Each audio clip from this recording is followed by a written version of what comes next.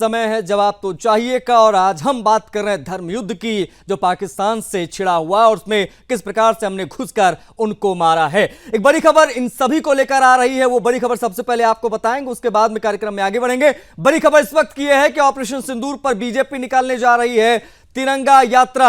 बता दें आपको, देश भर में 10 दिनों के लिए ये तिरंगा यात्रा निकाली जाएगी। 13 से 23 मई तक, यानी कल से ये यात्रा जो है वो निकाली जाएगी। आपको बता दें कि यात्रा में ऑपरेशन सिंदूर की उपलब्धियां बताई जाएंगी। ये बड़ी खबर है, आपको हम बता दें आपको, यात्रा में ऑपरेशन सिंदूर की उपलब्धियां बताई जाएंगी। और बता आपको ये भी दें कि ये 10 दिनों के लिए पूरी यात्रा जो है वो निकाली जाएगी। 13 से 23 मई तक तमाम जगहों पर से भारतीय जनता पार्टी ये जो यात्रा है वो निकाले। साथ साथ में आपको बता दें कि आज रात 8 बजे देश को संबोधित करेंगे पीएम मोदी। सीज फायर के 51 घंटे के बाद पीएम मोदी का यह संबोधन बहुत महत्वपूर्ण है।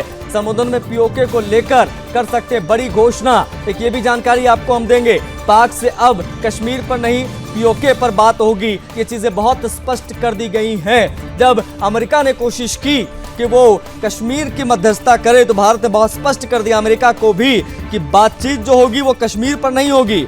कश्मीर तो सदा हमारा था और रहेगा, बातचीत होगी तो पीओके पर होगी, जो धोखे से पाकिस्तान के पास चला गया उस पीओके पर बात होगी।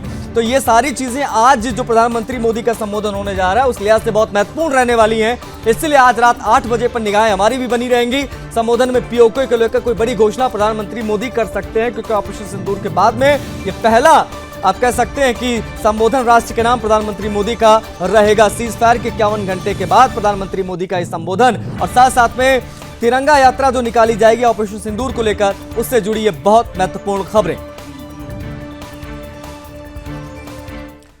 बढ़ेंगे आगे, बात करेंगे नापाक पाकिस्तान की। देखिए, भीख में मिले पैसों से अपना पेट भरा जाता है, पड़ोसी से युद्ध नहीं लड़ा जाता है। लेकिन यह बात पाकिस्तानियों को समझाए कौन, क्योंकि ये पाकिस्तानी नहीं, ये आतंकिस्तानी है। आतंकिस्तान पाकिस्तान इस बात को नहीं समझ पाया जिसने भारत से उलझने की और आज औंधे मुंह पड़ा हुआ है। लेकिन इसके बावजूद पाकिस्तान अपनी हार से नजरें छिपा रहा है। भारत ने पाकिस्तान के खिलाफ ऑपरेशन सिंदूर शुरू किया, पड़ोसी पाकिस्तान के तमाम हमलों को नाकाम किया और ऑपरेशन सिंदूर के दौरान एक परमाणु देश में घुसकर और 100-200 किलोमीटर अंदर घुसकर मारा, उसको पूरी दुनिया ने देखा। न्यू इंडिया की ताकत को पूरी दुनिया ने देखा। खैर, दोनों देशों में बढ़ते तनाव के बीच में बीते शनिवार शाम को सीज फायर का फैसला हुआ, क्योंकि पाकिस्तान जब झुका तब हिंदुस्तान रुका। इसके बाद हालात धीरे धीरे सामान्य होने शुरू हुए। पाकिस्तान के सांस में सांस आई। पाकिस्तान के साथ सीज फायर के 51 घंटे के बाद आज प्रधानमंत्री मोदी का 8 बजे जो संबोधन होगा वो भी बेहद महत्वपूर्ण है। सीज फायर के बाद भारत पाकिस्तान डीजीएमओ स्तर की बैठक भी जो होनी थी वो खत्म हो गई। लेकिन इन सब के बीच आज जो बात अहम रही वो आप मेरे बगल में देख पा रहे होंगे। भारतीय सेना की प्रेस कॉन्फ्रेंस और एक वीडियो जारी करते हुए याचना नहीं अब रण होगा, ये बात कही गई। पाकिस्तान के खिलाफ ऑपरेशन सिंदूर पर भारतीय सेना ने आज लगातार दूसरे दिन प्रेस कॉन्फ्रेंस की। आर्मी से DGMO lieutenant general Rajeev Ghai और नेवी से वाइस एडमिरल एएन प्रमोद और एयरफोर्स से एयर मार्शल अवधेश कुमार भारती ने संबोधित किया इस प्रेस कॉन्फ्रेंस को। ऑपरेशन सिंदूर पर 32 मिनट तक फिर से जानकारियां दी गई। इस दौरान एयर मार्शल भारती ने कहा कि भय बिन होए न प्रीत, हमारी लड़ाई आतंकवादियों के साथ है। हमारी लड़ाई पाकिस्तानी मिलिट्री के साथ नहीं है, लेकिन पाकिस्तान ये नहीं समझा, खामियाजा उन्हें भुगतना पड़ा। पाकिस्तान की सेना ने आतंकियों का साथ दिया तो हमने उसका जवाब दिया। अपनी सेना के नुकसान के लिए वो खुद जिम्मेदार है, ये बात भी बहुत स्पष्ट कही गई है। आपको बता दें कि भारत और पाकिस्तान के बीच में 10 मई की शाम 5 बजे संघर्ष विराम की खबरें आई। 7 मई को ऑपरेशन सिंदूर की शुरुआत से अब तक पाकिस्तानी गोलीबारी में 5 आर्मी और 2 बीएसएफ के जवान हमारे बलिदानी भी हो चुके हैं। 60 घायल हैं, ऐसी सूचना मिली। इसके अलावा 27 सिविलियंस जान उनकी गई है। ये एक महत्वपूर्ण बात है जिसको समझना बहुत जरूरी है। आज प्रेस कॉन्फ्रेंस में सेना ने भारत की बहादुरी से जुड़े तमाम सबूत पेश किए। वो सबूत हमने पेश किए जो पाकिस्तान वहां पर पेश नहीं कर पा रहा है। उसने कॉपी तो खूब किया, हिंदुस्तान के प्रेस कॉन्फ्रेंस के तरीकों को, लेकिन जो हमने एयरबेस उनके उड़ाए, जो हमने आतंकी ठिकानों को उड़ाया, जिस प्रकार से हमने उनके मिसाइलों को तबाह किया, उन मिसाइलों से लेकर उनके आर्मी कैंप हो, फिर चाहे आतंकवादियों के कैंप हो, उनको हमने जो तबाह किया उसका प्रमाण हमने दिखाया, लेकिन पाकिस्तान नहीं दिखा पाया। ऑपरेशन की जानकारी भी हमने साझा की, हमने किस प्रकार से क्या ऑपरेशन चलाया, हमने घुसकर मारा, हमारे पास प्रमाण है, हमने वो दुनिया के सामने रखा। दूसरी ओर पाकिस्तान अपनी जनता को छल रहा है और जनता भी उतनी ही मूर्ख है, आप सब जानते हैं। अपनी इस हार को जीत तो वो बता रहे हैं, लेकिन कोई सबूत वो दे नहीं पा रहे हैं। लश्कर जैश के प्रमुख रिश्तेदारों उसमें को हमने निशाना बनाया, उनको मारा, सैकड़ों आतंकवादी मार दिए गए, ये सेना का ऑफिशियल स्टेटमेंट है। हमारे ठिकाने उनके तबाह कर दिए गए, लेकिन पाकिस्तान इन बातों से इनकार कर रहा है। ऐसे में सवाल कई हैं, सवाल आपको बताएंगे जो बेहद महत्वपूर्ण, जो आज हम उठाएंगे, जो उठाए जाने चाहिए भी। आप सबके मन में भी इस प्रकार के सवाल होंगे। सीधा सवाल यह कि आखिर पाकिस्तान अपनी हार को छिपा क्यों रहा है? हार को जीत कैसे कोई बता सकता है? इस लताड़ से पाकिस्तान कोई सबक सीखेगा या एज इट इज रहेगा? क्योंकि ये इनका नेचर कैरेक्टर यही रहा है जीवन भर का, क्योंकि ये जिहाद की पॉलिसी पर चलते हैं। करारी हार से पाकिस्तान के आतंक पर ब्रेक लगेगा क्या? ये सवाल बहुत महत्वपूर्ण है, क्योंकि हम हर बार ये सोचते हैं कि हम हर बार उनको घुसकर मारते हैं और सोचते हैं कि पाकिस्तान जो है वो आतंकवाद पर थोड़ा ब्रेक लगाएगा, लेकिन एक बार पुनः जो है वो जिहादी, वो आतंकवादी सामने आ जाते हैं। उनको जड़ से उखाड़ने की दिशा में हम क्या प्रयास कर रहे हैं, क्या किया है, क्या करेंगे, इसके बारे में भी आज हम बात करेंगे। पाकिस्तान के ताबूत में अंतिम कील कैसे ठोकी जाएगी? क्या ये कील ठोक दी गई है या ठोकनी बाकी है? इन पहलुओं की हम बात करेंगे, इन सवालों पर चर्चा करेंगे। लेकिन उससे पहले आखिर सेना ने ऑपरेशन से जुड़ी कौन कौन सी जानकारियां आज प्रेस ब्रीफिंग के दौरान साझा की, वो एक बार आप देख लीजिए। उसके बाद में कौन कौन से मेहमान हमारे साथ आज के इस कार्यक्रम में कनेक्ट हो रहे हैं, उनसे आपका परिचय कराएंगे, फिर इन तमाम सवालों को आधार बनाकर उनसे चर्चा करेंगे। देखिए पहले जो दुर्दशा कल आपने पाकिस्तान एयरफील्ड की देखी और शायद आज भी एयर मार्शल भारती की प्रेजेंटेशन में, हमारी एयरफील्ड्स हर प्रकार से ऑपरेशनल हैं। यही नहीं, पाकिस्तान के ड्रोन्स और वेपनाइज्ड यूएवीज से की गई हमलावर कोशिशें भी इस ग्रिड के कारण नाकाम हुई और जो बचे कुचे ड्रोन्स थे उन्हें हमारे शोल्डर फायर्ड हथियारों से मार गिराया गया। मैं यहां पर अपनी बॉर्डर सिक्योरिटी फोर्स की भी सराहना करना चाहता हूं। उनके डायरेक्टर जनरल साहब से लेकर बॉर्डर पर तैनात बीओपी पर पहरा देने वाले आखिरी जवान भी हमारे इस अभियान में बढ़ चढ़कर शामिल हुए और बहुत बहादुरी से उन्होंने हमारा साथ दिया। उनके काउंटर अनार्म्ड सिस्टम्स भी हमारे इस मल्टी टियर्ड एयर डिफेंस ग्रिड का हिस्सा थे, जिसके कारण पाकिस्तान की नापाक हरकतों का विनाश किया गया। आपने सुना ही होगा, विनय न माने जलधि जड़, भय 3 दिन बीत, बोले राम सकोप तब, भय बिन होए न प्रीत। तो समझदार के लिए इशारा ही काफी। दोस्तों, हमारी लड़ाई आतंकवाद और आतंकवादियों के खिलाफ थी। इसलिए 7 मई को हमने केवल आतंकवादी ठिकानों पर ही हमला किया था। पर अफसोस इस बात का है कि पाकिस्तानी सेना ने आतंकवादियों का साथ देना उचित समझा और इस लड़ाई को अपनी लड़ाई बना ली। इस परिस्थिति में हमारी जवाबी कार्यवाही अत्यंत आवश्यक थी और इसमें उनका जो भी नुकसान हुआ वे खुद इसके लिए जिम्मेदार हैं। हमारी तरफ से हमारी एयर डिफेंस सिस्टम्स देश के लिए दीवार की तरह खड़ी थी और इसको भेदना दुश्मन के लिए। तो देखा आपने किस प्रकार की ब्रीफिंग आज रही। बिना किसी देरी के हमारे साथ जो मेहमान कनेक्ट हो रहे हैं उनसे आपका परिचय करा देते हैं, फिर हम बातचीत के सिलसिले को आगे बढ़ाएंगे ताकि आप समझ पाएं कि आखिर विदेश मामलों के जानकार और रक्षा विशेषज्ञ इस पूरे माहौल को किस प्रकार से देख रहे हैं। संजीव श्रीवास्तव विदेश मामलों के जानकार हमारे साथ कनेक्ट हो रहे हैं, उनसे भी हम बातचीत करेंगे, और आलोक सहाय जी कनेक्ट हो गए, रक्षा विशेषज्ञ हमारे साथ। आलोक जी, स्वागत है आपका। शुरुआत में आलोक जी आपसे ही करूंगा, ये प्रेस ब्रीफिंग इत्यादि आप लगातार देख रहे होंगे सर, और जिस प्रकार की सिचुएशन बॉर्डर पर हमने देखी, जिस प्रकार से हमने एक्शन ऑपरेशन सिंदूर के बाद चलाया, पाकिस्तान इसको जीत बता रहा है। किस प्रकार से उनके इस प्रोपेगेंडा को आप डिस्क्राइब करेंगे? क्या पाकिस्तान का यही इतिहास हमेशा का रहा है? जरूर बताइए दर्शकों को सर। आलोक जी। देखिए, पाकिस्तान तो आप अभी जीत बता रहा है। पाकिस्तान के अंदर स्कूल कॉलेजों में टेक्स्ट बुक में पढ़ाया जाता है कि 65 की लड़ाई और 1971 की लड़ाई पाकिस्तान ने जीता था शानदार तरीके से भारत के विरुद्ध। अब इस ऐसे पाकिस्तान को क्या कहा जा सकता है? 93,000 सैनिकों ने घुटने टेक दिए, सरेंडर कर दिया, देश के 2 टुकड़े हो गए और वहां पढ़ाया जाता है कि पाकिस्तान जीत गया। तो वो तो कहेगा ही। बात वो नहीं है, बात अब ये है कि हमने किस तरह से उनको मारा। Exactly. और हमने क्या क्या उनके मिथ तोड़े। मिथ क्या, वो मिथ्या क्या क्या हमने तोड़ा, ये मैं आपको बताना चाहता हूं। पाकिस्तान ने एक नैरेटिव अपने देश में भी बना रखा था और हमारे तरफ भी बना रखा था कि उसका एयर डिफेंस बहुत ही मजबूत है और उसको कोई भेद नहीं सकता है, कोई उसके अंदर आ नहीं सकता है, कोई जहाज घुस नहीं सकता, मिसाइल घुस नहीं सकती। इस मिथ्या को हमने तोड़ के रख दिया। पाकिस्तानी जनता के सामने भी अब यह सार्वजनिक हो गया कि भाई जहाज ने आकर के, भारत ने आकर के 11 एयर बेस को मार दिया, कमांड एंड कंट्रोल सेंटर को उड़ा दिया, एटीसी को उड़ा दिया, रनवे को उड़ा दिया, उसकी वीडियो बना के हमने दिखा दिया कि हमने ये जो कुछ भी किया इसका प्रमाण है हमारे पास, इसके सबूत हमने ब्रीफिंग में दिखाया। हमारी सेना ने हमारी जो शौर्य है उसका परिचय हमने दिया, लेकिन पाकिस्तानी नहीं दे पा रहे क्योंकि उनके पास कुछ है नहीं दिखाने को। दिखाएंगे क्या वो? आशीष जी, मैं अब एक और बात बताऊंगा आपको। ये इतने डिटेल में आपने देखा होगा कि डीजीएमओ ने इस बार बहुत ही विशेष डिटेल में प्रमाण दिए हैं। अच्छा, एक चीज और सर, एक चीज और सर, हमने 2 प्रेस कॉन्फ्रेंस देखी। इससे पहले ज्यादा अंग्रेजी में हमारे अफसर बोल रहे थे, पाकिस्तानी को अंग्रेजी आती नहीं, सारे अनपढ़ और गंवार की कौम।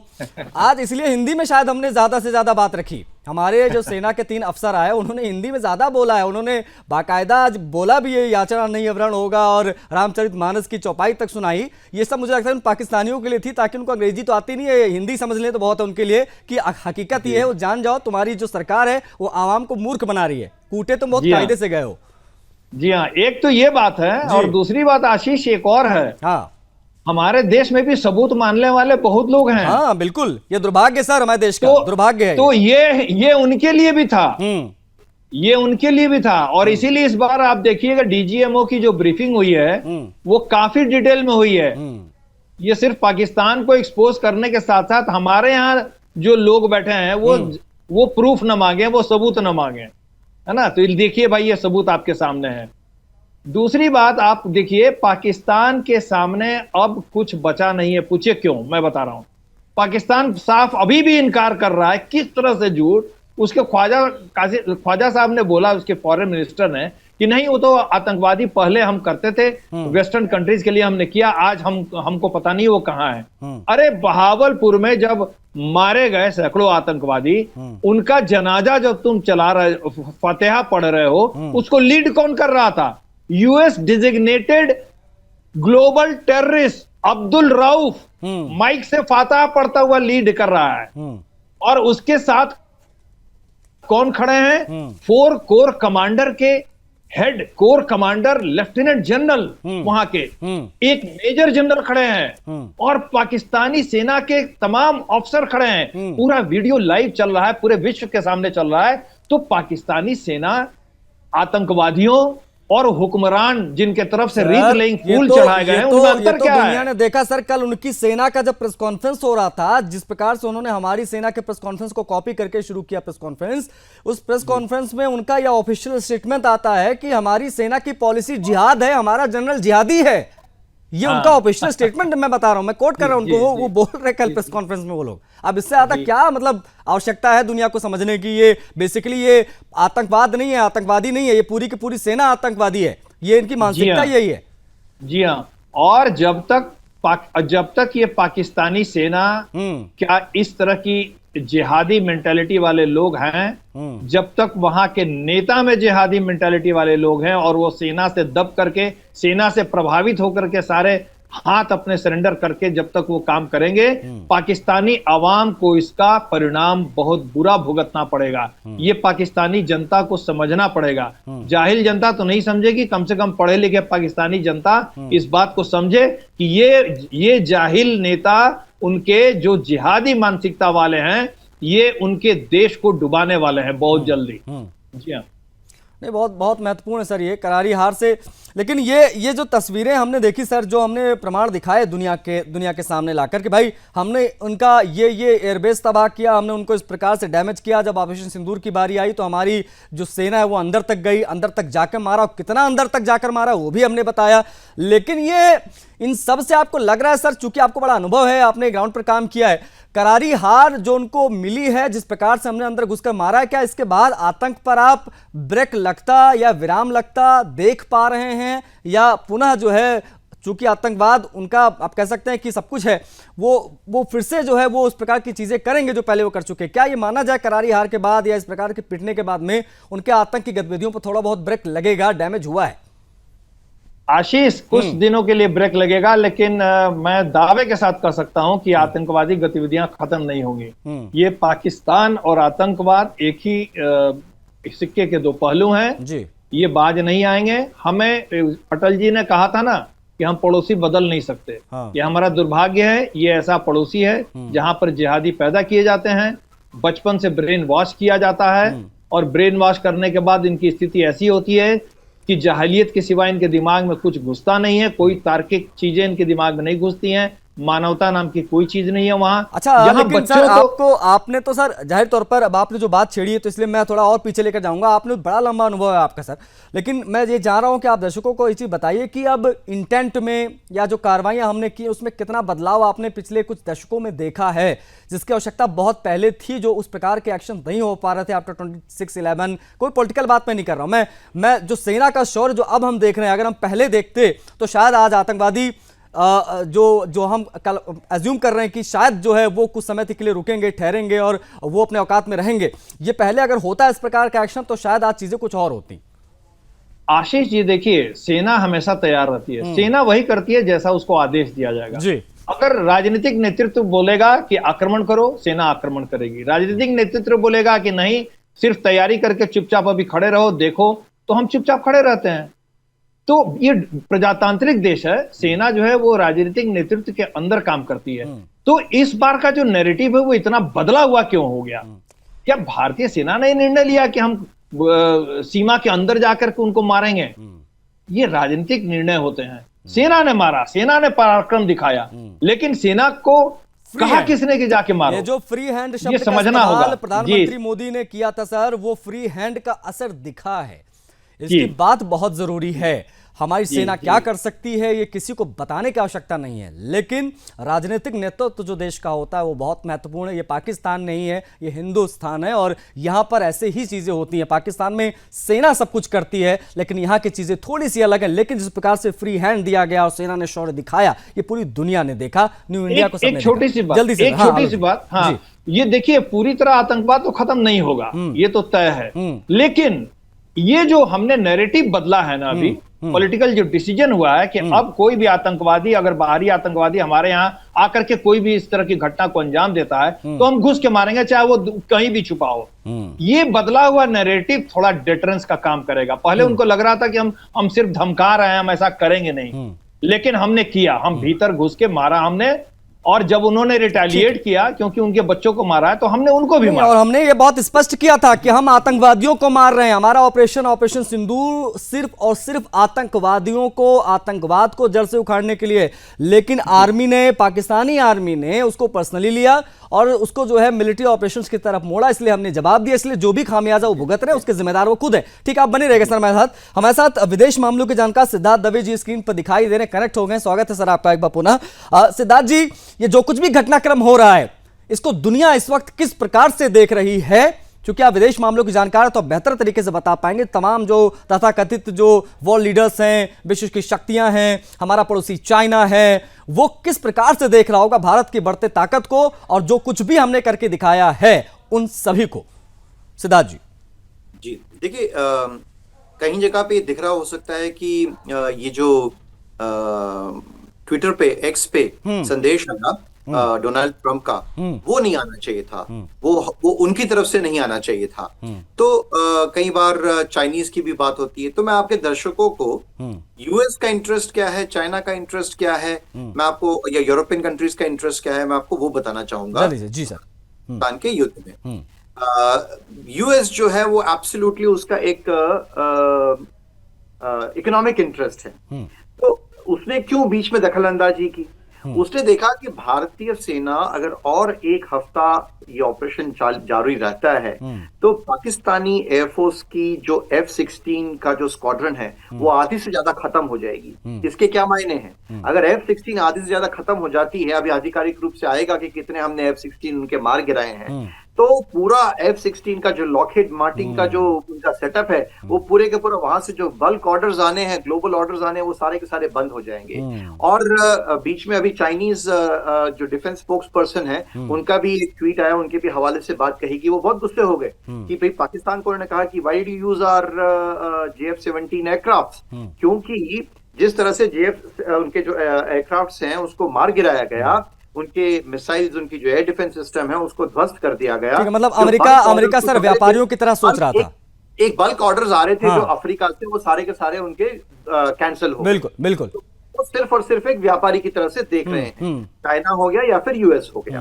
दे are only looking at their economic interest and ये जो पूरा मार्केट है, डिफेंस मार्केट है, ये मिलिट्री मार्केट है, ये उसकी तरफ से एक चीज और मैं इंटरप्ट इसलिए कर रहा हूं सर, अब चूंकि ये तो मुझे लगता है कि काफी दर्शक समझ गए होंगे कि अमेरिका इसमें क्यों घुसा, उसका क्या इंटरेस्ट था इसमें, लेकिन अमेरिका की बीच में आने की वजह से, इंटरवीन करने की वजह से भारत ने सीज फायर एक्सेप्ट किया, ये है कि नहीं? ये जरा दर्शकों को समझाइए, क्योंकि बड़ा विरोधाभास है। मैं बाजार में चौराहों पर जाता हूं, लोग ये कहते हैं कि वो पाकिस्तान ने, और पाकिस्तान छोड़िए, वो अमेरिका के दबाव में आकर मोदी जी जो है वो डाउन हो गए। ये जरा क्लियर कर दीजिए। Not at all, not at all. Narendra Modi ji का जो व्यक्तित्व है वो जितना दबाव बढ़ेगा वो उसके अगेंस्ट में जाएंगे। ये बात जो उनके व्यक्तित्व से परिचित हैं वो जानते हैं। अब ये इसकी जो पीछे की बात है वो सब जगह पे अभी आ चुकी है और इसके प्रूफ्स भी आ चुके हैं। जो रिक्टर स्केल पे टेक्टोनिक मूवमेंट हुई और अब तो सभी को पता चल चुका है कि वेदर इट इज किनारा हिल्स या फिर जो न्यूक्लियर वॉरहेड्स थे उस पे भारतीय वायुसेना के जब अटैक हुआ, उनके जो टनल्स के जो है, उनका माउथ है, उसके ऊपर अटैक हुआ, टनल्स बंद हुए, टेक्टोनिक एक्टिविटी हुई और उसके बाद अमेरिकन यूएस एयरफोर्स की एक रिकॉनेसेंस एयरक्राफ्ट है जो रेडिएशंस को मॉनिटर करती है। वो तुरंत वहां पे उसने एक चक्कर लगाया, देखा कितना रेडिएशंस लीक हुआ है। और आज सुबह ही हमने देखा कि एक इजिप्शियन एयरफोर्स का प्लेन जिसमें बहुत सारा बोरोन भर के वो वाया चाइना होता हुआ वो पाकिस्तान पहुंचा है। और मैंने जब थोड़ा सर्च भी किया, रिसर्च किया और पाया कि क्या इजिप्ट में बोरोन पाया जाता है? जी बिल्कुल। तो नाइल डेल्टा के वहां पे उनको काफी सारा बोरोन मिलता है। बोरोन क्या है? तो बोरोन जो है वो न्यूक्लियर रेडिएशंस को एब्जॉर्ब करता है। तो ये कहीं ना कहीं पे ये बात पूरी तरह से पुख्ता हो चुकी है। आई थिंक आधिकारिक रूप से इसकी पुष्टि भी हो सकता है आज 8 बजे जो मोदी जी संबोधन करने वाले हैं राष्ट्र को, और जब भी वो 8 बजे राष्ट्र को संबोधन करते हैं वो कुछ ना कुछ विशेष बात लेके आते हैं, चाहे वो डिमोनेटाइजेशन का वक्त हो या चाहे वो कोरोना का हो। तो 8 बजे जब आप वक्त ये संबोधन करेंगे तो उसका खुलासा या फिर हो सकता है उसके बाद भी हो जाए। तो मैं ये कहना चाह रहा हूं कि it was not under a pressure of United states of America, किंतु जो भारत ने जो ऑपरेशन किया जिससे पाकिस्तान पूरा घुटनों पे आ गया है और ये पूरी तरह से भारत ने भी कह दिया है कि जो भी अब सीज फायर हुआ है ये अपनी टर्म्स पे हुआ है। भारत ने निश्चित रूप से जो सेल्फ न्यूक हो चुके हैं पाकिस्तान के जो न्यूक्लियर आर्सेनल्स हैं, तो बहुत बड़ा उद्देश्य अचीव हो चुका है। ये सब जगह पे अभी सोशल मीडिया में मतलब जो मैसेज जाना था वो मैसेज जा चुका है। शायद इसीलिए ये बात बहुत स्पष्ट कही गई आलोक जी की, अब याचना नहीं रण होगा। ये बात अगर कही गई है सेना, मतलब आलोक जी आप तो रहे हैं, आप तो हिस्सा रहे हैं, आप जरा बताइए तमाम दर्शकों को कि इस प्रकार का सेना का कभी देश ने देखा है क्या? किस प्रकार से मीडिया के सामने आया और खुलकर कहें कि अगर पाकिस्तान ने दोबारा इस प्रकार की हरकत की तो कराची हमारे टारगेट पर है, उनका काम लाशें गिनना, हमारा काम लाशें गिनना नहीं है। इस प्रकार से बात करना जो हमारे खून में उबाल ले आए, इस प्रकार की चीजें देश ने क्या कभी देखी हैं या अभी हम देख पा रहे हैं? और हमने उस प्रकार कंटेंट इसलिए आज दिखा पा रहे हैं क्योंकि हमने किया है, हमने साबित किया है कि हम क्या कर सकते हैं। अगर फिर से उधर से हल्का से भी कुछ हुआ तो इधर से कितना तबाही होगी ये वहां की आवाम जाने न जाने, लेकिन उनकी सेना जरूर जानती है, वहां का प्रधानमंत्री जरूर जानता है। उनके चेहरे की शिकन ये बताती है जब वो कहते हैं कि हम जीत गए, लेकिन अंदर से जो डर है उनका उनके चेहरे पर दिखता है। आलोक सहाय जी। जी हाँ, जब आखिरी दिन हमने 11 एयर बेसेस पर अटैक किए थे और उसके बाद उनके डीजीएमओ का फोन आता है शांति के लिए, ट्रूस के लिए, तो ये बात बिल्कुल साफ है। और जैसा कि हमारे सिद्धार्थ जी ने बोला, तो मैं ये भी बता दूं, देखिए भारतीय सेना और भारत ने बड़ा स्पष्ट रूप से बयान दिया है कि हमने कोई भी स्ट्राइक किसी भी न्यूक्लियर एस्टेब्लिशमेंट पर नहीं किया है। लेकिन अंदर की बातें क्या हैं ये कोई नहीं जानता है। ये जो उन्होंने बताया ना कि बोरोन लेकर के इजिप्ट का विमान आया था, उसके पहले जो यूएस डिपार्टमेंट ऑफ एनर्जी का विमान है वो बीच क्राफ्ट। अच्छा, ये खबरें जो सर चल रही हैं अब तो खैर तो आपने लोग छेड़ दिया। पहले मैंने सोचा था कि मैं इसको नहीं रेस करूंगा, लेकिन चूंकि आपने भी बोल दिया और सिद्धार्थ जी ने भी बोल दिया, तो इज दैट ट्रू सर? क्या इस प्रकार की चीजें होती हैं या हुई हैं क्या कि हमने वहां पर जाकर एक मिसाइल दागी जहां पर उनके परमाणु हथियार थे, जिसकी वजह से बौखलाहट एकदम से हो गई एंड दे थिंक कि शायद कुछ रेडिएशन वगैरह फैल जाए या इस प्रकार की चीजें हो, या हमने कुछ उनके परमाणु हथियारों को तबाह भी किया? क्या इन सब का कोई आधार है इन बातों का, या बस सिर्फ हवाबाजियां चल रही हैं सोशल मीडिया इत्यादि पर? क्योंकि आप लोग डिफेंस से जुड़े हुए हैं तो बेहतर तरीके से बता पाएंगे सर। मैं चाहूंगा कि आप तमाम दर्शकों को बताइए, क्योंकि कहा जा रहा है कि अमेरिका का विमान, इजिप्ट का विमान, ये सब देखे गए हैं कल संडे के दिन। देखिए आशीष जी, ये सब चीजें जो है वो सार्वजनिक पटल पे नहीं आती हैं। हाँ। सार्वजनिक पटल पे वही चीजें लाई जाएंगी जो भारतीय नेतृत्व का ऑफिशियल स्टैंड है। तो हमारा ऑफिशियल स्टैंड ये है कि हमने इस तरह का कोई भी आक्रमण नहीं किया है। भारत ने ये साफ कर दिया। लेकिन यह बात भी सच है कि डिपार्टमेंट ऑफ एनर्जी का जो यूएस का जहाज था बीच क्राफ्ट 350 और रजिस्ट्रेशन नंबर उसका है नवंबर 111 सेरा जुलू, आईकॉक कोड है अल्फा ऑस्कर 3192, 8:39 जीएमटी पे वो 11 तारीख को पाकिस्तान में फ्लाइट ट्रैकर जो ग्लोबल रडार होता है जिससे ट्रैक किया जाता है सारे फ्लाइट्स को, उस पर वो स्पॉट हुआ है, पाकिस्तान में वो उतरा है। तो ये सब बातें हैं पर्दे अच्छा, के इसीलिए पीछे। सर ये फर्जी जीत दिखा के वो मनोबल अपना जरूर बढ़ा लें, बिल्कुल बढ़ाना चाहिए, बढ़ाते रहें अपना एक किनारे, वो अलग विषय है। लेकिन दुनिया ने देख लिया है, अगर अमेरिका ये समझ गया है ना, तो समझ लीजिए कि पूरी दुनिया ने समझ लिया कि अब ये भारत वो भारत नहीं रह गया। जब आप जो है 71 में धमका देते थे कि हम ऐसा कर देंगे, अगर आप ऐसा करेंगे तो हम 7वां बेड़ा भेज देंगे, फलाना भेज देंगे, वो समय अलग था, ये समय अलग है। अब हम साउथ एशिया को लीड करते हैं। चाइना भी ये चीज बहुत अच्छे से जानता है कि अब इंडिया वो इंडिया नहीं रहा है, अब चीजें बहुत बदल गई हैं। मैं सिद्धार्थ जी, आप हैंड रेज कर रहे हैं। आशीष जी, सिर्फ अमेरिका नहीं समझा है, सबसे बड़ी बात ये हुई है कि पाकिस्तानी सेना अब समझ गई। हाँ, वो उनके चेहरे पर वो दिख रहा है डर, वो मैंने महसूस किया है, एज एन ह्यूमन बीइंग मैंने महसूस किया है। मैं इस पर भी विस्तार से बात करूंगा सर, लेकिन हमारे साथ अविरल मलिक बीजेपी के स्पोक्स पर्सन कनेक्ट हो गए हैं। अविरल, प्रधानमंत्री मोदी जी 8 बजे संबोधित करने जा रहे हैं, क्या उम्मीदें रखें हम लोग? प्रधानमंत्री मोदी आज ऑपरेशन सिंदूर के बाद पहली बार बोलेंगे और सीज फायर को लेकर भी लगातार आपकी सरकार को विपक्ष घेर रहा है, गाहे बगाहे तमाम तरीके की बातें हो रही हैं। एक छोटा सा रिएक्शन लूंगा, छोटा सा, उसके बाद में फिर मैं एक छोटा सा ब्रेक भी लूंगा। अविरल जी।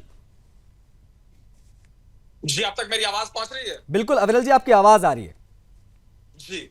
नहीं, देखिए, जिस प्रकार से पाकिस्तान में घुसकर हमारी सेना ने, भारतीय सेना ने मुंहतोड़ जवाब दिया, वो सबके मध्य में सबको स्पष्ट रूप से मालूम है।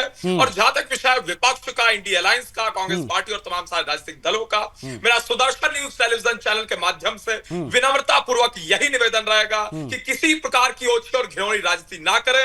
और साथ ही साथ जहां तक विषय है भारतीय सेना का, भारतीय सेना ने इस्लामाबाद तक घुसकर मारने का काम किया, तमाम सारे बड़े शहरों में एक प्रकार से घुसकर मारने का काम किया। और जहां तक विषय है पाकिस्तान का, तो पाकिस्तान आज घुटनों के बल खड़ा हुआ है, घुटनों के बल पे आ चुका है, वो बिल्कुल स्पष्ट रूप से सबको नजर आ रहा है। वहां का प्रधानमंत्री बौखलाया हुआ है, वहां की पूरी सरकार बौखलाई हुई है, वहां की पूरी कैबिनेट बौखलाई हुई है, और पूर्ण रूप से वहां की सेना बौखलाई हुई है, और मुनीर पूर्ण रूप से बौखलाया हुआ है, घबराया हुआ है। और जहां तक विषय है भारत का, तो भारत के लिए गर्व का विषय है ऑपरेशन सिंदूर के विषय पर विपक्ष को चर्चा करनी चाहिए। और साथ ही साथ जहां तक विषय है भारतीय सेना का, तो निश्चित रूप से हम घर में घुसकर मारने वालों में से हैं, और किसी भी प्रकार का आतंकवाद तो कोई अविरल दो राय नहीं है कि हम घर में घुसकर मारते हैं, और ये हमने 19 के बाद में अब साबित दोबारा किया है। और बड़ी चीज ये है कि हम कोई 2, 4, 5, 10 किलोमीटर तक अंदर नहीं गए। सब सर्जिकल स्ट्राइक हुई तो 3-4 किलोमीटर गए थे, बालाकोट हुआ था तो मुश्किल से मुश्किल 50-60 किलोमीटर अंदर गए थे, लेकिन अब हम 100 किलोमीटर, 150-200 किलोमीटर अंदर गए हैं। लाहौर के ऊपर से अगर रफेल उड़ गया, कराची के ऊपर अगर रफेल उड़ गया, तो ये बताने के लिए काफी है कि पाकिस्तान की औकात क्या है। ऑपरेशन सिंदूर के बाद जिस प्रकार से पाकिस्तान ने नापाक हरकत की, ओछी हरकत की। हमेशा की तरह उन्होंने आतंकवाद के खिलाफ लड़ाई को पर्सनली लिया और उधर से हमारे ऊपर ड्रोन दागे। जवाब में क्या हुआ, पूरा पाकिस्तान तहस नहस हो गया। उनके वो एयरबेस जहां पर उनके F-16 से लेकर तमाम विमान उड़ान भरते थे, वहां कुआं बना दिया हमारी सेना ने। वो वीडियो भी हमने तमाम दर्शकों को दिखाया, अभी भी टीवी पर, और सेना ने जो दिखाया वो सो दिखाया। हम लगातार बात कर रहे हैं भारतीय सेना के शौर्य की। सिद्धार्थ दवे जी हमारे साथ कनेक्ट हैं। सिद्धार्थ जी, अब जब हम परमाणु को लेकर बात कर रहे थे जो आलोक जी से, तब आप हैंड रेज कर रहे थे। उस विषय पर अगर आप कुछ कहना चाह रहे हैं या कोई और बात, तो प्लीज आप रखिए। हाँ जी आशीष जी, जो ब्रेक पर जाने से पहले आपने कहा कि हम शायद पहले सिर्फ 5 या 10 किलोमीटर ही अंदर गए थे। नहीं, ये बहुत अनप्रेसिडेंटेड हुआ है। 1971 के बाद पहली बार भारतीय सेना ने आईबी क्रॉस की, इंटरनेशनल बॉर्डर क्रॉस की है। और बहावलपुर जो है वो आईबी इंटरनेशनल बॉर्डर से अगर आप हनुमानगढ़ देखो तो वहां से 9 o'clock 100 किलोमीटर पड़ता है। तो ये बहुत बड़ी बात है कि हम लोगों ने इंटरनेशनल बॉर्डर क्रॉस की है। के अलावा भी जो मुरीद के का एरिया है वो सब पूरे का पूरा सभी आईबी के अक्रॉस है। ऑब्वियसली ऑपरेशन सिंदूर में ये हुआ, और उसके बाद जब हमने फिर रिटेलिएट किया तो हम तो फिर उसमें पूरा पाकिस्तान में हमने तहस नहस किया। तो ये पहली बात, तो ये अनप्रेसिडेंटेड है। दूसरी बात, जो going further with the economic implications जो मैंने आपको बताया कि एक तरफ जहां चाइना और यूएस का जो मार्केट है वो खत्म होता हुआ सा दिख रहा है, इसी के विपरीत भारत का जो इंडस्ट्रियल जो डिफेंस इंडस्ट्री है, ब्रह्मोस मिसाइल्स जो है हम फिलीपींस को अभी तक दे रहे थे, और ताइवान से हमारी बात चल रही थी, क्योंकि चाइना अगर पाकिस्तान को आर्म सप्लाई कर सकता है तो हम भी ताइवान को आर्मामेंट्स दे सकते हैं। और ताइवान बहुत खुश होगा जब हम उनको ब्रह्मोस मिसाइल्स देंगे। और ब्रह्मोस मिसाइल्स का जो इस तरह से देखा है उसका क्या इफेक्ट हुई है, तो Taiwan would be more than ready to accept it. Not only that, Indonesia is willing. यहाँ पे काफी अफ्रीकन कंट्रीज हैं जो अभी मतलब उछल कूद के चाह रहे हैं कि ब्रह्मोस मिसाइल्स जो है वो भी उनके बेड़े में आए, उनके पास आए। और वहीं पे कल ही माननीय रक्षा मंत्री राजनाथ सिंह जी ने उत्तर प्रदेश में पूरा एक इंटीग्रेटेड सिस्टम प्लांट लगाया जो ब्रह्मोस मिसाइल्स को देगा। तो एक तरफ से यहाँ पे कई लोग कहते हैं कि वॉर्स जो है वो कंट्रीज को इकोनॉमिकली पीछे ले जाते हैं। ये इतिहास में एक पहला वॉर होगा जो भारत को इकोनॉमिकली और आगे लेके जा रहा है, जिसमें हमने और भी देखा आकाश मिसाइल्स जो कि पूर्णतः भारतीय निर्मित है, बराक 8 जो कि इजराइल और भारत के संयुक्त तत्वावधान में बनी है। तो कुल तरह से फाइनेंशियल इकोनॉमिकली भी जो भारतीय मिलिट्री डिफेंस मिलिट्री और डिफेंस मिलिट्री इक्विपमेंट्स हैं उसका मार्केट जो है पूरी तरह से खुल चुका है। ये बात हुई इकोनॉमिक फ्रंट पे। दूसरी बात जो आप बता रहे थे कि क्या पाकिस्तान अभी फिर से जी जिस तरह से एक बहुत बड़ा डेटरेंट हुआ है, और in future any act of terror shall be considered as impediment to act of war। यानी कि जो मैं शायद आपके कार्यक्रम में पहले भी बता चुका हूँ कि यूनाइटेड नेशंस का आर्टिकल 51 है यूएन चार्टर का, जिसमें ये बताया जाता है कि कोई भी देश अगर आप पे आक्रमण करता है तो आप स्व बचाव में, सेल्फ डिफेंस में आप उससे आक्रमण। ठीक है, मतलब नीति में जो बदलाव है वो भी बहुत जरूरी था। हाँ बिल्कुल बिल्कुल, ठीक है सर, ठीक है। मैं लौटूंगा, हमारे साथ आलोक जी भी हैं। आलोक जी, हम लोग लगातार बात कर रहे हैं, आपने बहुत सारे विषय उठाए, लेकिन एक सीधा सिंपल सा सवाल जो आम नागरिक के मन में है मैं आपसे पूछना चाहूंगा सर, क्या इससे पहले कभी हुआ है कि किसी भी परमाणु नेशन पर कोई देश अंदर तक 100 किलोमीटर 200 किलोमीटर तक अंदर तक जाए? हम बिल्कुल अंदर गए 71 में, हमने जाकर 2 टुकड़े कर दिए, सब जानते हैं, लेकिन उस वक्त पाकिस्तान परमाणु देश नहीं था। अभी हम परमाणु देश हैं और पाकिस्तान भी परमाणु शक्ति है। इसकी परवाह किए बिना हमारी सेना का अंदर जाना और तबाह करके आना, क्या इससे पहले कभी हुआ है? ये जनमानस का सवाल है जो मैं आपसे पूछना चाह रहा था सर, वो बताइएगा। और क्या ये भी इसमें ऐड ऑन कर दूं, क्या ये माना जाए कि भारत ने सिर्फ अपना ट्रेलर पाकिस्तान को दिखाया, पूरी पिक्चर नहीं दिखाई है? जिस दिन पूरी पिक्चर दिखा देंगे उस दिन पाकिस्तान को पता चल जाएगा कि पंगा लिया कहां उन्होंने। आलोक जी। आशीष जी, विश्व इतिहास में यह पहली बार हुआ है कि किसी परमाणु हथियार संपन्न देश के अंदर किसी ने घुस करके उसको मारा है। ये पहली बार हुआ है जी विश्व इतिहास में। ये फर्स्ट क्रेडिट भारत को इसका जाता है। तो और हमने इस तरह से मारा है, इस प्रिसीजन के साथ मारा है कि पाकिस्तानी सेना के मनोबल पर उसका क्या असर पड़ा होगा ये आम जनता आसानी से समझ सकती है। कल प्रेस कॉन्फ्रेंस देख रहा था आलोक जी, वो प्रेस कॉन्फ्रेंस में जब राफेल को लेकर पत्रकार ने सवाल पूछा तो वो फंबल करने लगा। वो अफसर जो सेना का था, वो आप सुनिए, आप देखेंगे सर, आप हो सकता है आपने देखा हो, वो जो सेना का अफसर कर रहा है, Rafale is a very good विमान, अंग्रेजी भूल गया। वेरी गुड एयरक्राफ्ट, वो अंग्रेजी भूल फंबल गया। करने लगा। आप देखिए अंग्रेजी भूल गया। आशीष जी, आशीष जी आप एक ध्यान दीजिए कि हमने जितने भी स्ट्राइक के पिक्चर्स और वीडियो दिखाए हैं, हाँ, आप उसकी प्रिसीजन देखिए, साफ झलक रहा है। बहावलपुर का जो उनका जो सेंट्रल हॉल है जी, उसके ऊपर एकदम सेंटर से मिसाइल गई है। ये प्रिसीजन देखिए उनका है। वहां पे पाकिस्तानी आर्मी का बहुत बड़ा एस्टेब्लिशमेंट है, बिल्कुल बगल में, उसको गोद में प्रोटेक्शन में उसको रखा हुआ था। उसके थोड़ी दूर पे एक वहां न्यूक्लियर उनका ये है इंस्टॉलेशन वाला एक ऑफिस है जी। तो किसी भी चीज को इफेक्ट ना करते हुए पिन पॉइंटेड एकदम सेंट्रल बिल्डिंग के अंदर में हिट करना। आप रनवे के पिक्चर्स वो देखिए जो हमने दिखाए बिल्कुल डीजीएमओ दिखाएं सर।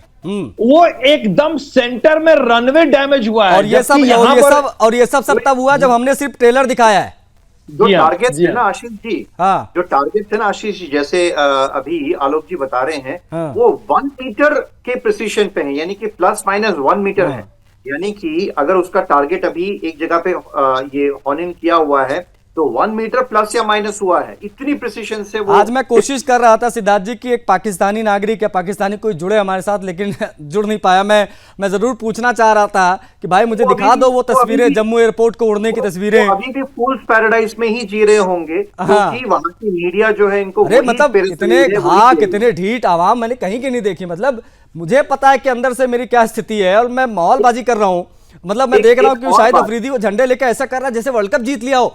मतलब एक आप और बात आशीष जी, मैं आपको बताना चाहूंगा, और ये बहुत जिम्मेदारी से मैं बोल रहा हूँ। आशीष जी, आपने जब कहा कि क्या आपने कभी इतिहास में देखा कि कोई न्यूक्लियर स्टेट के वगैरह वगैरह वगैरह, ये बहुत रिस्पॉन्सिबिलिटी से मैं कह रहा हूँ कि इतिहास के पन्नों में बहुत जल्द ये लिखा जाएगा।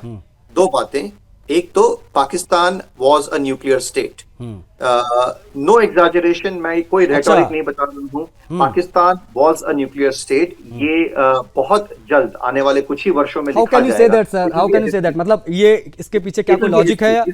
इसका ये अगेन जो एनालिसिस या जो अंडरस्टैंडिंग जो हमारी हुई है, ये अगेन जैसे कि आलोक जी ने बताया कि जो कंट्री जो मिनिस्ट्री ऑफ डिफेंस का या हमारे स्पोक्स पर्सन का स्टैंड है, वही हमारा स्टैंड है। और जब ये डीजी एयर ऑपरेशंस को पूछा गया, एयर मार्शल भारती जी को, कि क्या इस तरह से जो जी किनारा हिल्स हैं तो वहां पे हुआ है, तो उन्होंने जिस तरह से कहा कि किनारा हिल्स वहां पे क्या न्यूक्लियर वॉरहेड है, थैंक यू, उन्होंने धन्यवाद दिया। उन्होंने कहा thank you for giving the information. और हाँ, और उसके बाद उस रूम में जितने भी प्रेस रिपोर्टर्स थे वो सभी के सभी ठहाके से हंस पड़े। तो वेल, ये जो बतानी है बात वो बताई जाएगी और बहुत जल्द बताई जाएगी। बट ये बहुत जिम्मेदारी से मैं कह रहा हूँ, नॉट अ रेटोरिक।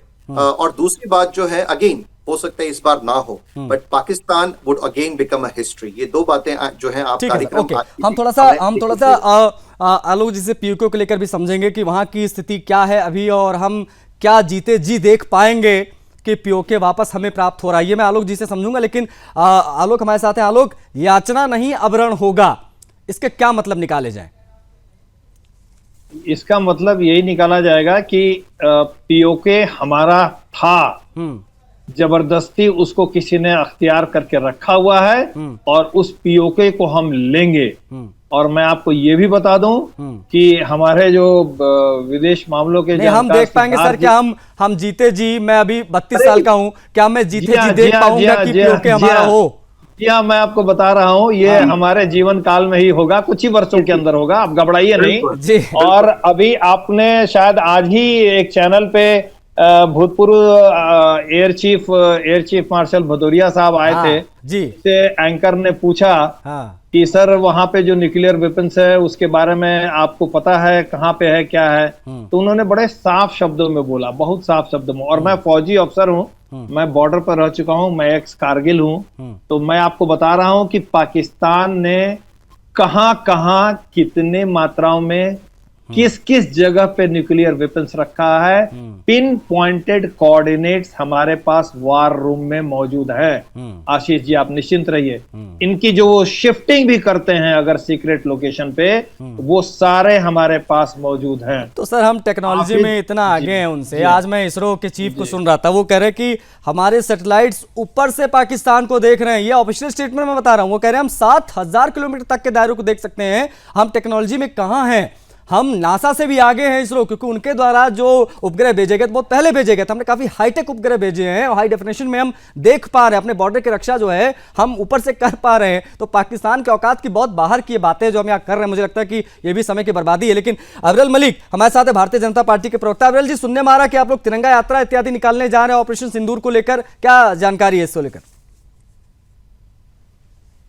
उसकी क्या आवश्यकता है? विषय ऑपरेशन सिंदूर का, जिस प्रकार से हमने घर में घुस के मारने का काम आ गया, सिद्धार्थ जी आ गया। सिस्टम तबाह करने का काम किया, अभूतपूर्व तरीके से उनके तमाम शहरों को तबाह करने का काम किया। साथ ही साथ पाकिस्तान में घुसकर हमारी फौज ने, एक गर्व का विषय है कि आतंकी ठिकानों को निस्तानाबूद करने का अभूतपूर्व कार्य किया। और उसके साथ साथ जहां तक विषय है इस देश में राजनीति का, तो कुछ लोग हैं जो सरकार से उल जुलूल सवाल पूछ रहे हैं। और जहां तक विषय सवाल और जवाब का, निश्चित रूप से हमारी सरकार, हमारी पार्टी हर विषय पर उत्तर देने के लिए पूर्ण रूप से तैयार रहती है। रक्षा मंत्रालय निरंतर उत्तर दे रहा है। डीजीएमओ प्रेस कॉन्फ्रेंस एक प्रकार से करते हैं। सिद्धार्थ जी, आलोक जी, आप लोगों के लिए भी एक बड़ी खबर मैं बताने जा रहा हूं। इस वक्त की एक बड़ी खबर आ गई है। डोनाल्ड ट्रंप का एक बयान आया है, हमने परमाणु संघर्ष को रोका है। ये बात किसने कही? ये बात डोनाल्ड ट्रंप ने कही है। ये बड़ी खबर इस वक्त की हम आपको बताएंगे। हमने सीज फायर में मदद की, भारत पाकिस्तान के पास परमाणु हथियार हैं, हमने न्यूक्लियर वॉर को रोका है। ट्रंप ने व्यापार का भी हवाला दिया, जिसका जिक्र अभी कर रहे थे हमारे साथ जो पैनलिस्ट हैं वो। आप रुकेंगे तो व्यापार बढ़ेगा। देखिए अमेरिका की क्या भूमिका है वो समझिए। और ट्रंप ने कह दिया कि हमने तो परमाणु वॉर रोक दिया एक तरीके से, हमने सीज फायर में मदद की। डोनाल्ड ट्रंप का ये बड़ा बयान है। हमारे साथ तमाम मेहमान कनेक्ट हैं। दवे जी हमारे साथ जुड़े हुए हैं, आलोक जी हमारे साथ जुड़े हुए हैं, हमारे साथ अवरल जुड़े हुए हैं। मैं समझने की कोशिश करूंगा एक चीज। हमारे साथ दवे जी मैं आपसे समझना चाह रहा हूं डोनाल्ड ट्रंप के इस बयान को। ये कह रहे हैं कि हमने परमाणु युद्ध रोक दिया, क्या कहेंगे इसे? कल का जो ट्वीट आया था जिसमें उन्होंने कहा था कि मिलियंस वुड हैव डाइड, यानी कि मिलियंस मतलब 10 लाख होता है 1 मिलियन, तो 10 लाख तो तभी हो सकता है अगर कोई परमाणु युद्ध हो। किंतु ये नहीं हो सकता कि परमाणु युद्ध जिसमें दे वुड हैव अटैक्ड अस, क्योंकि उनका जो पूरा F-16 जो है इट हैज वो वॉरहेड्स को लेके जा सकता है। आलोक जी इसमें और बता सकते हैं।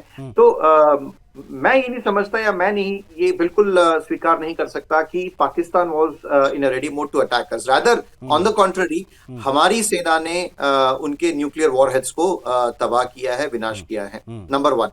नंबर 2, जो उन्होंने बिजनेस की बात बताई, व्यापार की बात बताई, वो चीज जो मैंने आपको कार्यक्रम की शुरुआत में वो तो यहाँ दिख गया, वो यहाँ दिख गया। हाँ, एक बात जो मैं बहुत संक्षिप्त में बोलूंगा। सुदर्शन न्यूज के माध्यम से, और चूंकि यहाँ पे बीजेपी के प्रवक्ता भी बैठे हैं तो मैं उनको भी बताना चाहूंगा। अभी रिक्वायरमेंट है भारत को, जिस तरह से 9/11 के बाद यूएस में पेट्रियट एक्ट आया था, 0.5 जो सीडीएस जनरल बिपिन रावत हमेशा कहते हैं we are fighting at 2.5 front, उसमें जो 0.5 फ्रंट है उसको लड़ने के लिए हमारे पास एक पेट्रियट एक्ट जैसा एक एक्ट होना चाहिए जो बहुत स्ट्रिक्ट हो। ओके सर, मेरे पास समय थोड़ा सा सीमित है, मेरे पास समय सीमित है। आलोक जी, अगर 10 सेकंड आपको दूं तो क्या बता पाएंगे डोनाल्ड ट्रंप के इस बयान के मायने?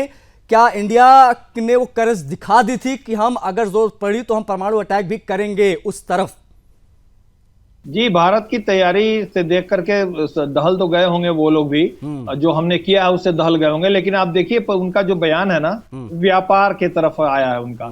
अभी आज के डेट में क्या हुआ है, पिछले कुछ वर्षों से अमेरिका का जो इन्वेस्टमेंट है वो पाकिस्तान में काफी कम हो गया था, मिलियंस में हो गया था। और जो ट्रेड भी हो रहा है वो 7.2 बिलियन के आसपास है पर ईयर। मतलब अमेरिका यानी अमेरिका की जो स्थिति है, अमेरिका जो कहता है, जो बोलता है, जो करता है, मुझे लगता है वो भी दुनिया देख रही होगी। इसीलिए जो है वो बहुत जरूरी है कि लोगों को समझ में आए। मेरे पास समय इतना ही था। सिद्धार्थ जी बहुत शुक्रिया आपका, आलोक जी समय दिया आपने, बहुत आभार उसके लिए सर आपका, और अविरल आपका भी बहुत शुक्रिया, आपने भी समय दिया उसके लिए आपका भी बहुत शुक्रिया। देखिए, भारत के सामने पाकिस्तान, आतंकिस्तान जो कहना आप कह लीजिए, ये आ गए हैं घुटनों पे। इनकी स्थिति ये है कि अब ये इंतजार में है कि जैसे तैसे करके मामला जो है वो सेटल हो जाए कि इंडिया फिर से जो है अटैक करना ना शुरू कर दे। बड़ी चीज है कि आज रात 8 बजे प्रधानमंत्री मोदी जो है वो संबोधित करने जा रहे हैं। हमारी निगाहें जो है वहां पर टिकी हुई हैं। क्या पीओके को लेकर कुछ बोल सकते हैं, क्या अमेरिका को लेकर प्रधानमंत्री मोदी कुछ बोल सकते हैं, जो भी जानकारी निकल कर आएंगी सबसे पहले हम आपको यहीं पर बताएंगे। जाइएगा कहीं नहीं, सुदर्शन न्यूज देखते रहिए। इस कार्यक्रम में, इस डिबेट में इतना ही। मुझे आज्ञा दीजिए। जय हिंद।